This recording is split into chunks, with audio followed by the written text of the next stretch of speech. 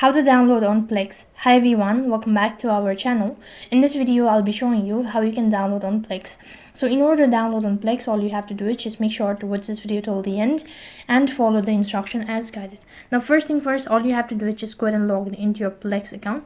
So once you're logged in, that's going to take you to the home page, which is going to look something like this. Now while you're on this page, you'll have to go ahead and locate the media or the item that you wish to download. Let me go ahead and do this. So the download feature highly depends on the media. If the user has enabled download feature, then you'll be able to download.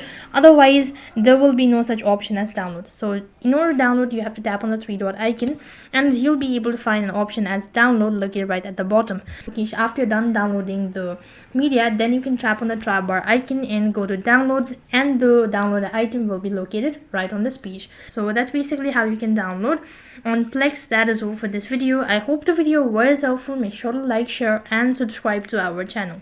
Thank you for watching. See you in the next video.